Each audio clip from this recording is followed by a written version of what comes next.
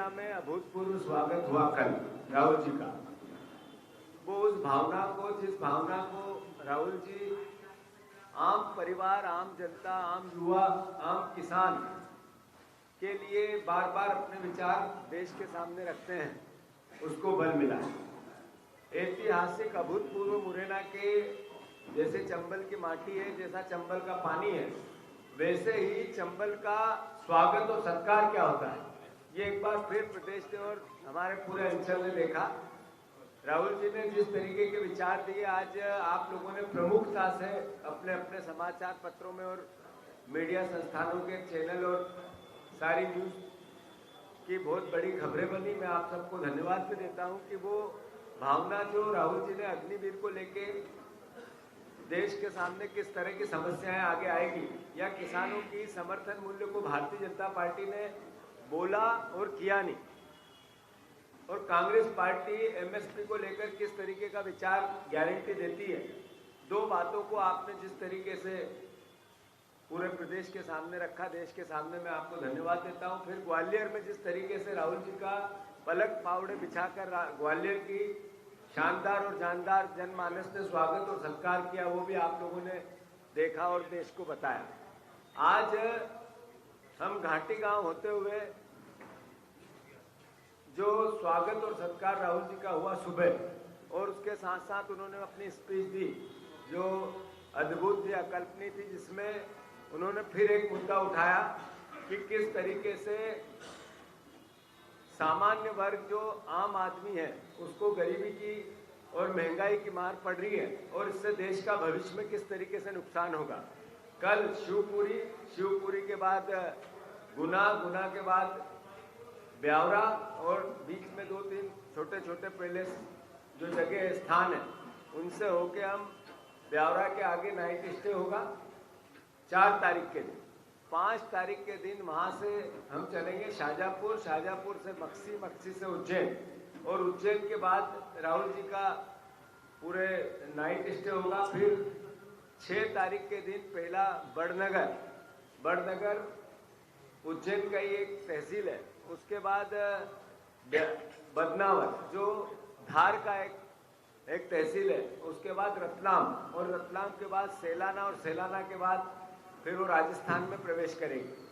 मैं मानता हूं कि जितने हमने अपेक्षा की थी, हमें एक भावना थी कि इस तरीके का राहुल जी का स्वागत हुआ, उससे 10 टाइम अच्छा हुआ है। मैं मानता हूं सबको इस आपके माध्यम से मैं धन्यवाद देता हूं, खासकर ग्वालियर चंबल के कार्यकर्ताओं को, नेताओं को और यहाँ की जनता को, जिस तरीके से उन्होंने कांग्रेस पार्टी के विचार को इस रिजल्ट के बाद आत्मसात करके हमें सहयोग किया। मैं धन्यवाद। आदरणीय जवाब हम दे देंगे। एक मिनट सवाल जवाब वाला मुख्यमंत्री दिग्विजय सिंह साहब आप सबको संबोधित करें। सवाल जवाब मैं मध्य प्रदेश की धरती पर हमारे चेयरमैन मीडिया कमेटी और महामंत्री अखिल भारतीय कांग्रेस कमेटी और सांसद जयराम राजेश जी का हार्दिक स्वागत करता हूँ। हमारे महामंत्री माननीय जितेंद्र सिंह जी, नवनिर्वाचित हमारे मैं माफी चाहता हूँ प्रदेश अध्यक्ष जी विशु पटवारी जी, माननीय अशोक सिंह जी, माननीय श्री भाटिया जी, आदरणीय साथियों, ये मान्यता है कोई भी शुभ काम शुरू जब होता है, यदि उस दिन वर्षा हो जाए तो इस साक्षात इंद्र भगवान का वरदान प्राप्त हो गया। इसलिए जो वर्षा से इंद्र भगवान ने हम पर कृपा की, मुरैना, उससे उनका जो आशीर्वाद मिला, उसका ये संकेत है कि किस प्रकार राहुल गांधी जी मजदूर, किसान, युवा, महिलाओं हो रहे अन्याय और अत्याचार के खिलाफ जो लड़ाई लड़ रहे हैं, वो उसमें सफल हो गए, लेकिन उसको लागू करने की सबकी भागीदारी चाहिए। इसीलिए वो जातीय आधार पर जनगणना की मांग कर रहे हैं। साथियों, कार्यक्रम बताया गया है उसमें गुना से ब्यावरा के बीच में छोटी मोटी जगह नागोगढ़ भी आती है जहाँ पर पब्लिक मीटिंग होगी, वहाँ सब लोग आना चाहिए। बहुत बहुत धन्यवाद। एक मिनट। आज के कार्यक्रम में हमने थोड़ा सा परिवर्तन किया है क्योंकि राहुल जी को दोपहर में पटना में रहना है।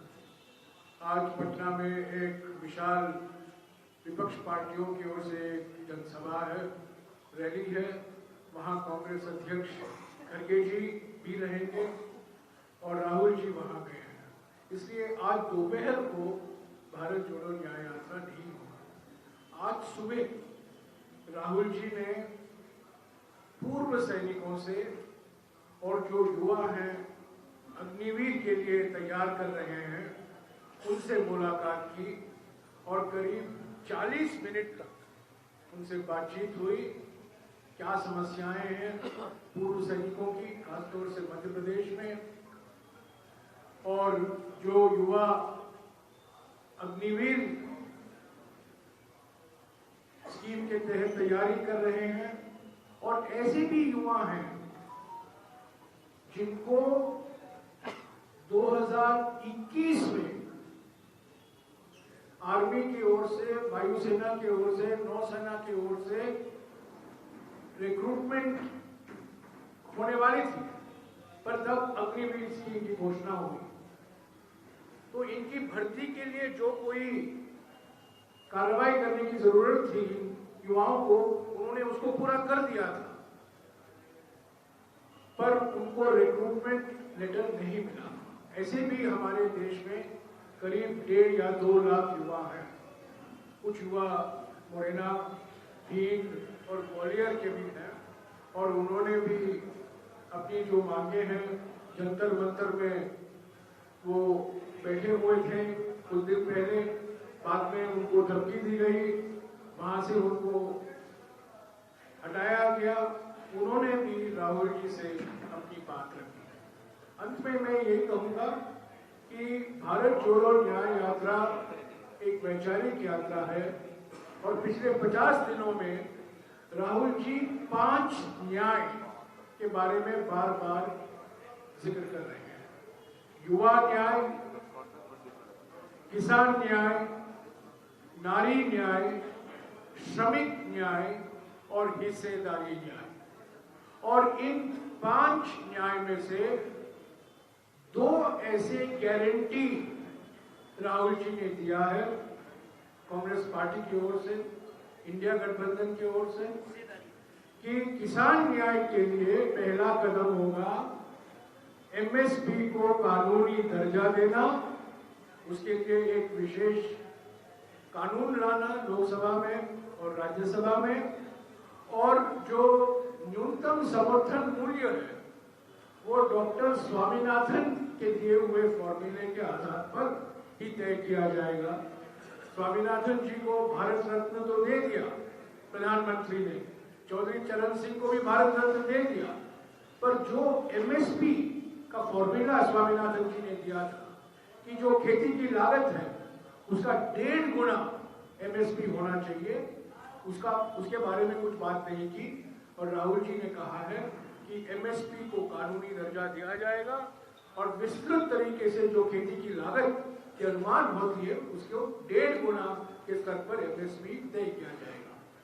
दूसरी बात जो गारंटी दी है उन्होंने हिस्सेदारी न्याय को लेकर, कि हमारे देश में जाति गिनती होना जरूरी है। सामाजिक, आर्थिक और जाति जनगणना जो होनी चाहिए अभी तक नहीं हो पाई है। 2021 में जो जनगणना होना था अब तक नहीं हुआ। 3 साल हो गए, 4 साल होने वाले हैं, पर जो जनगणना हर 10 साल होता है मोदी सरकार ने वो जनगणना नहीं करवाया है। 2011 में सामाजिक, आर्थिक और जाति जनगणना डॉक्टर मनमोहन सिंह जी की सरकार के द्वारा किया गया था।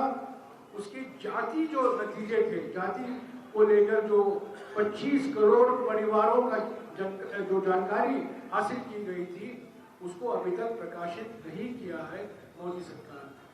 तो ये इन 5 न्याय में से 2 न्याय को लेकर राहुल जी ने कांग्रेस पार्टी और इंडिया गठबंधन की ओर से गारंटियां दी।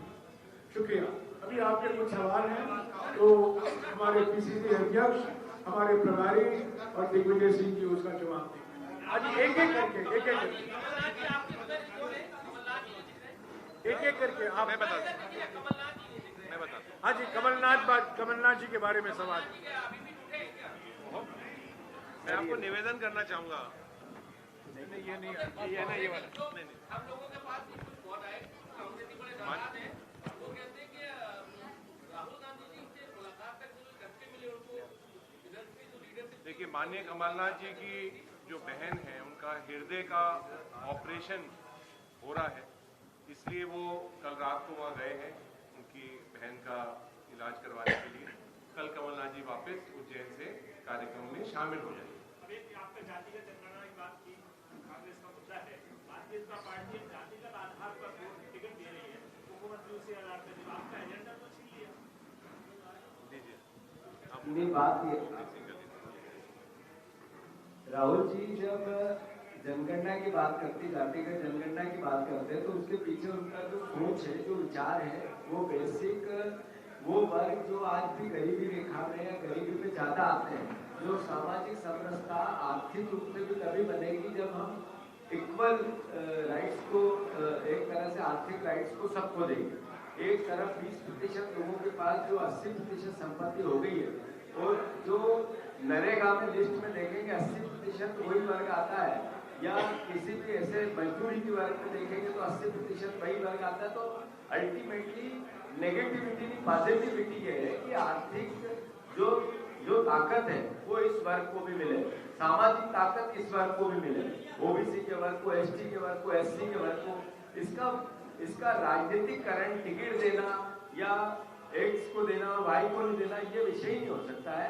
राहुल जी की पवित्रता ये है कि देश जब 100 साल बाद या 50 साल बाद या 25 साल बाद हम देश का नक्शा देखें, तो इस देश में समान अधिकार की जो ताकत संविधान सबको देता है, पर जीवन जीने में आर्थिक असमानता अद्भुत हो जाती है।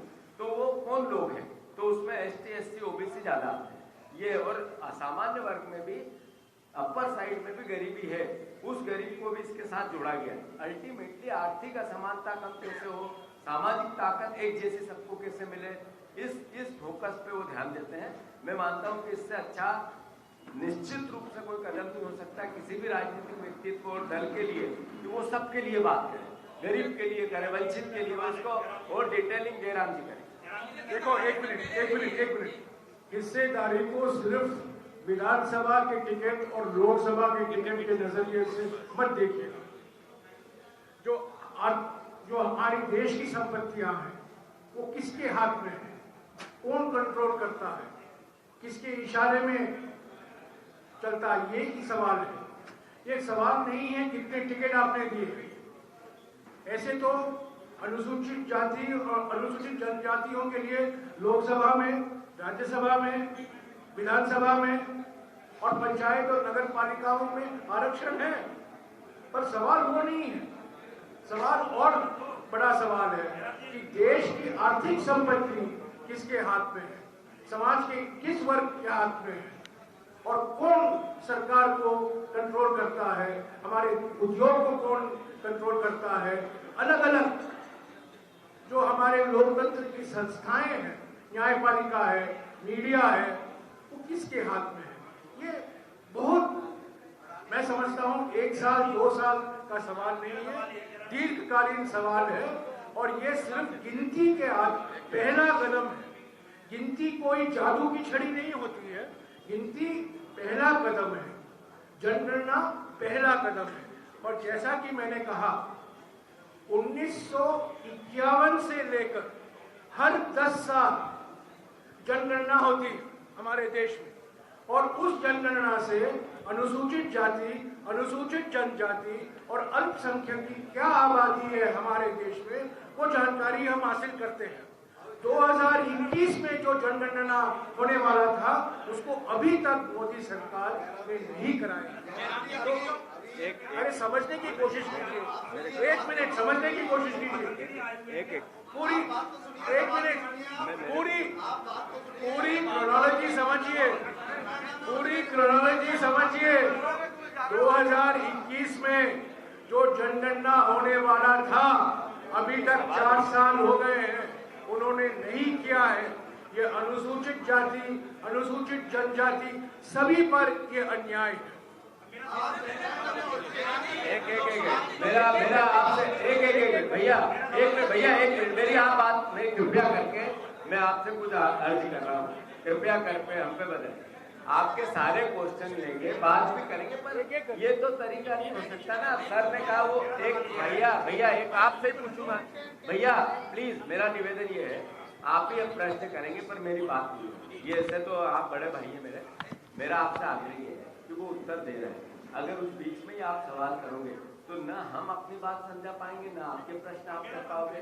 तो अब आप आराम से एकदम कूल होकर आपका प्रश्न। राहुल गांधी जी आज सुबह 8 बजे सोच में रवाना हुए, टीम में थे, मोबाइल देख रहे थे, भी थे, वो लोग थे, करीब 300-400 लोग कांग्रेस के वहां थे। राहुल गांधी जी ने किसी को देखा तक नहीं, आगे चल दिए। ये ठीक है? नहीं, मैं उनके साथ था। मैं उनके साथ था। आप गलत कह रहे हैं। उन्होंने आपके पास हो सकता है उस वक्त उनके पास कोई फोन आया हो, लेकिन मैं उनके साथ था। वो हाथ भी हिलाए, मिले भी। शायद उस मोमेंट में जब आपके पास मोबाइल देखा आपने, उस समय उनके मोबाइल पे फोन आया हुआ था।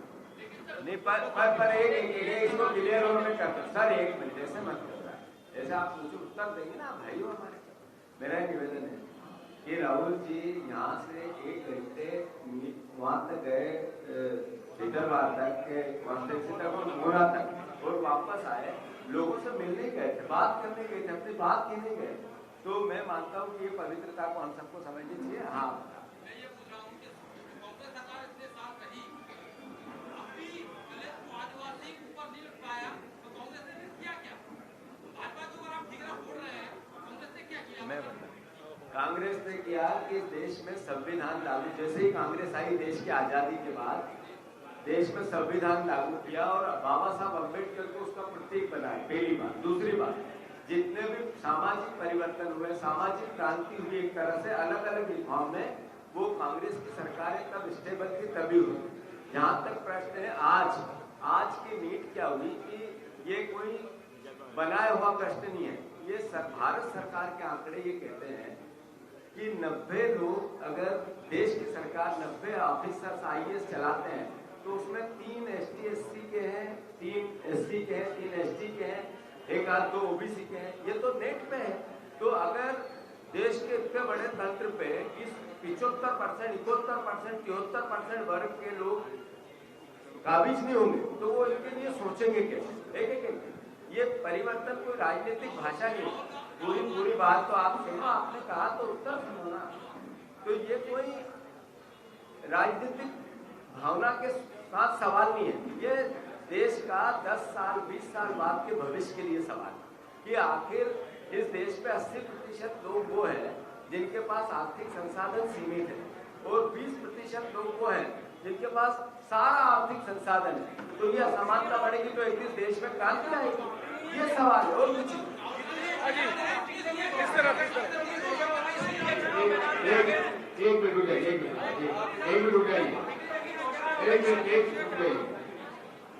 भाईजान आप पूछ रहे थे ना, सन 47 में अनुसूचित जाति और जनजाति की क्या हालत थी और आज अनुसूचित जाति जनजाति की हालत क्या है, आप उन्हीं से पूछ लीजिए। पहले उनके पास बेगार किया करवाया जाता था, उनके साथ उनको पढ़ाई का हक नहीं था, उनको सत्ता में आने का हक नहीं था। ये सब भारतीय संविधान में उसका उल्लेख करते हुए जो मिला है हक अनुसूचित जाति जनजाति को, वो कांग्रेस पार्टी ने दिया है। जब अपन जवाहरलाल नेहरू महात्मा गांधी के जमाने में बाबा साहब अम्बेडकर को चुना इसलिए गया क्योंकि वो एक ऐसे व्यक्ति थे जिन्होंने की अन्याय अत्याचार सहा था। इसलिए ये कहना भी अनुचित है कि अनुसूचित जाति जनजाति का उद्धार नहीं हुआ। एक एक करके यार, एक एक करके चिल्लाइएगा मत। अच्छा एक मैं एक एक करके मेरा एक सवाल ये है कि आज पूरे देश में सबसे ज्यादा चर्चा इस बात की हो रही है कि बड़ी संख्या में कोई भी किसी भी दल से कभी भी चला जा रहा है, आ जा रहा है, दल बदल कानून भी बना हुआ है, लेकिन जब आप सत्ता में होंगे तो इसकी सख्ती के लिए कुछ करेंगे कि सब ऐसे ही चलता रहेगा? एक बात सुनिए, जो संस्थान लोग धन लोग स्वार्थी लोग हैं वही छोड़ के जा रहे हैं। जो ईमानदारी से विचारधारा से जो जुड़े हैं वो कोई नहीं जाता। एक आपका सवाल लेता हूँ, आपसे मेरा अनुरोध ये है सर, एक मिनट से आप या तो मतलब आप इनका हो जाए, आप बड़े सीनियर मोस्ट हमारे और आशीर्वाद आता है। मेरा अनुरोध ये है, विषय क्या है? विषय राजनीतिक दल का गठन, राजनीतिक व्यक्ति, राजनीतिक दल और विचारधारा के साथ उसमें काम करना अल्टीमेटली कॉज होता है देश की और समाज की सेवा। इसके पीछे दो राजनीतिक व्यवस्था बनी है, दल के आधार पर पटरी पर चलकर सत्ता में सेवा, एक विपक्ष में सेवा। जिन लोगों का कमजोर मन है, दिमाग में किसी प्रकार का डर है, उनको राजनीति से कुछ न कुछ चाहिए, वो नेचुरल है, वो सत्ता के पीछे जाएंगे, तो इससे ज्यादा घबराने की भी आवश्यकता नहीं है। अब आपका सवाल। एक मिनट, जिन लोगों को वॉशिंग मशीन की जरूरत, जिन लोगों को सिर्फ वॉशिंग मशीन दिखाई दे रहा है, वही लोग छोड़कर जा रहे हैं। इसमें कोई दो राय नहीं है। आप गिनती कीजिए, जो व्यक्ति कांग्रेस छोड़े हैं, असम के मुख्यमंत्री को लेकर आप शुरू कीजिए, हमारे असम के प्रभारी मेरे बगल में बैठे हुए हैं, ये सब वॉशिंग मशीन के लाभार्थी हैं। आपका अब इनका पूछिए। ये बात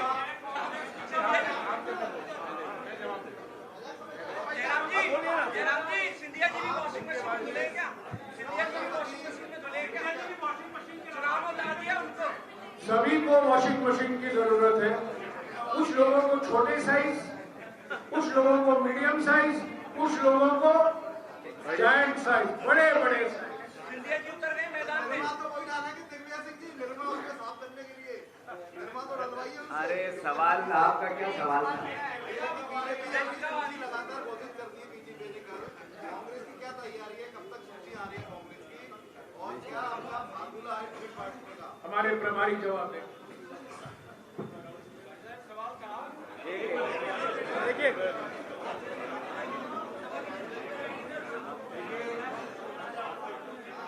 कांग्रेस पार्टी की सूची बहुत जल्दी तैयार हो जाएगी। हमारी जो प्रक्रिया रहती है उसमें हम ब्लॉक कांग्रेस कमेटी, जिला कांग्रेस कमेटी, वहां के स्थानीय जो नेता होते हैं, उसके बाद जो वहां के प्रत्याशी रहे हैं विधानसभा चुनाव के, एक लोकतांत्रिक स्टाइल से हम अपने नाम इकट्ठे करते हैं। पहली सीईसी की जो बैठक है वो अगले 4 और 5 दिन के अंदर हो जाएगी, और उसके तुरंत बाद मध्य प्रदेश की कांग्रेस पार्टी की सूची जारी हो जाएगी। ये मैं आपको बीजेपी के असंतुष्टों को अपनी पार्टी में लेंगे क्या? कुछ लोगों के टिकट कटे, हो सकता है वो आपकी पार्टी में आए। चलो काल्पनिक सवाल है, जब लेंगे तो आपको बताएंगे, और मेरे ख्याल में मोटे मोटे सारे सवाल आ गए।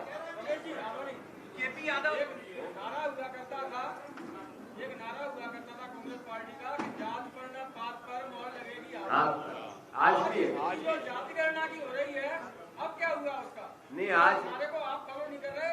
जादू की बात नहीं है, गरीब की बात। देखो मैं गरीबी हर वर्ग में है। एक मिनट सर, आपका सवाल बहुत अच्छा है और जिनाइन है। कांग्रेस पार्टी का आज भी, मैंने अभी यहाँ पिछली बार भी आया था, इसी सभा में, इसी सभागृह में ये नारा भी लगवाया था, जात पे न पात पर मोहर लगेगी हाथ पर। ये मुद्दा राजनीतिक रूप से हम पॉलिटिकल, देश को हम आजाद कराने वाली पार्टी, देश की उन्नति कराने वाली पार्टी, जब आर्थिक संसाधनों का हक, आपका जो जिस मीडिया में आप काम करते हो मालिक गब्बर है, और आपकी तनख्वाह नहीं बढ़ रही है। इतने कितने हमारे रिपोर्टर हैं जो इस तरह के हैं। मतलब ये सवाल है, इसको सर अब मेरी पूरी बात आप उत्तर पूरा लें, ऐसा मत। तो सवाल अगर रिपोर्टर की इनकम कम है और उसका सवाल उठाना है तो ये गुनाह है, तो ठीक है, ये गुनाह है कि आपकी रिपोर्टर की तनख्वाह की रक्षा राहुल गांधी जी करना चाहते हैं, तो मेरे ख्याल से कोई गलत नहीं करते। ऐसे का ऐसा ही जो गरीब वर्ग है जिसके पास आर्थिक संसाधन सीमित होते जा रहे हैं, कम होते जा रहे हैं, इनकम घटती जा रही, महंगाई बढ़ती जा रही, वो वर्ग कौन सा है, ज्यादा दुखी कौन है? अगर उस ज्यादा दुखी वर्ग की बात करना अगर गुनाह है तो फिर आप स्वतंत्र हैं। मैं मानता हूं बेसिक सोच क्या है, सोच है कि ST SC OBC वर्ग के राजनीतिक, आर्थिक, सामाजिक अधिकारों की रक्षा हो और उसमें अपर कास्ट के भी जो आर्थिक जिनके पास कमी है उनकी भी रक्षा हो। वो सब एक साथ जोड़े गए, कभी अलग अलग डिफाइन नहीं किया गया।